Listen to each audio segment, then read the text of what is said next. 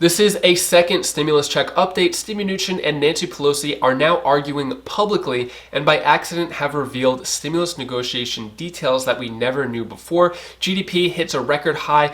Unemployment claims hit a record low since the pandemic started. President Trump and Joe Biden are now both promoting more stimulus just before the election. Before we get started, quick reminder, I'm giving more cash to my subscribers. I have details to that down in the description below. Also, just published a video on my other channel about how I was able to make over $2,000 in 24 hours from bank account bonuses. I'll have a link to that down in the description below. I hope you're having a great day so far. So there are $375 stimulus checks that are being sent out to people in Colorado. So this is going out to 435,000 people, one-time payment of $375, and this is going to people who make less than $52,000 a year, as well as a few other criteria. So I want to get your thoughts on this. Is it now the state's responsibility to send out stimulus checks since the federal government has failed us in regards to sending out stimulus checks? I would love to know your thoughts down in the comments below.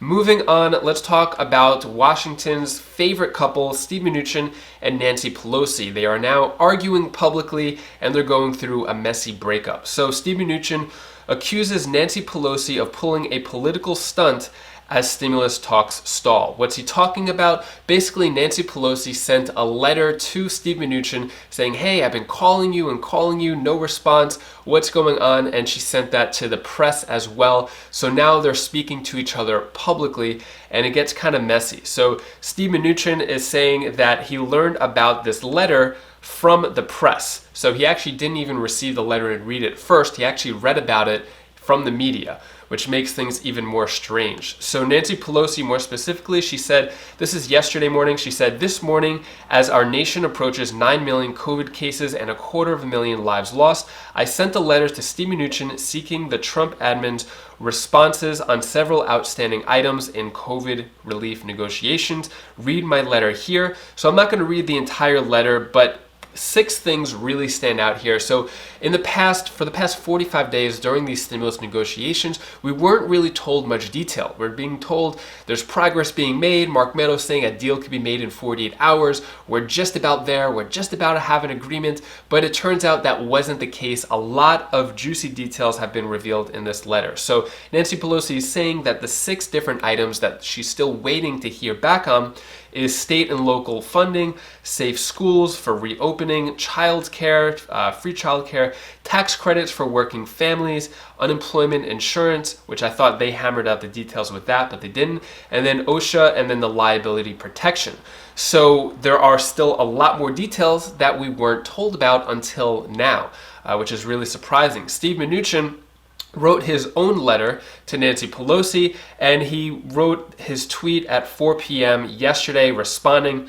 He said, I woke up this morning and read Speaker Pelosi's letter to me in the press. Enclosed is my response. Her all or nothing approach is hurting hardworking Americans who need help now.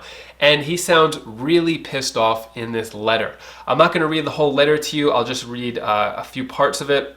So he's saying, I woke up this morning and read your letter to me in the press. So now they're speaking to each other through a third party, which is America. Basically, Nancy Pelosi is saying, hey, America, tell Steve Mnuchin I said this. Now Steve Mnuchin is saying, hey, America, tell Nancy Pelosi I said this. This is probably one of the most strangest, weirdest, comical soap operas I've ever heard of. So he says, because you sent it to my office at midnight and simultaneously released it to the press, I can unfortunately only conclude that it is a political stunt. Let me know your thoughts on this down in the comments below. It's really strange to me. He said, I've spoken with you almost every day for the last 45 days in an attempt to reach a serious bipartisan compromise that would benefit hardworking Americans who have been impacted by the COVID-19. He then goes on, gives some details, said, as I mentioned publicly, I did accept your proposal on this. We did agree on that. Basically, like a lot of he said, she said. But the last part is the kicker. He then says, as it relates to state and local funding, schools, extended unemployment benefits, liability, OSHA, we have provided reasonable compromise positions on these major pillars you have refused to compromise. We also reached out to work on a bipartisan basis with the Problem Solvers Group. This is referring to that $1.5 trillion stimulus package. He then says, you have rebuffed this effort and said it has no relevance. So this last sentence is big right here. He says, your all or none approach, all or none in capital, so he's obviously mad there. Your all or none approach is hurting hardworking Americans who need help now. So I don't know what's going to happen between them. Obviously, there is no pre-election stimulus going to happen. Their stimulus negotiations, their relationship seems like they're going through a rough breakup. Hopefully, after the elections, we could get rid of these negotiators and get in some new negotiators. Basically, season 2 of stimulus negotiations to continue the saga. Let me know your thoughts on this. I just think it's really strange, and it brings the whole childish government relationship to a new level. So moving on, so Republicans and Democrats are both reacting to the new GDP data that just came out. So it was a record 33.1%, which is the highest it's been in a while, or ever actually, recorded. So I'll give you both Republican and Democrat stance on this. Republican policies have given us a strong foundation together. We're moving forward. This is from Senator John Barrasso from Wyoming. He then says, Senate Republicans have 3 priorities: getting people back to work, getting kids back to school safely, and putting the disease behind us. That's our focus as we fight the virus. So getting the Democrat side on this, Senate Minority Leader Chuck Schumer with the Democrats, talking about the GDP, says these numbers mask the reality that 23 million Americans remain on unemployment and tens of thousands of small businesses have already gone under. Our nation still has a long way to go before we overcome this public health crisis and our economy fully recovers. Much more needs to be done. Let me know your views on both of these different narratives between the Republicans and Democrats. They're still on totally different pages here. Larry Kudlow is saying that Pelosi has no intention of compromising on key issues in stimulus talks. Let me play this clip really quick about Larry Kudlow and talking about stimulus negotiations happening. The entire third quarter appears to be fueled by government stimulus, whether the Fed or here, and now we have nothing. Are we staring at a bad fourth quarter because of the inability to get a deal? I think you're staring at a great fourth quarter, by the way. First of all, let me say 33% increase annualized is a record number in the history of GDP data going back over 50 years. But look, consumer spending up 41%, housing up 59%, business investment up 70%, automobile production up 1,200% at an annual rate.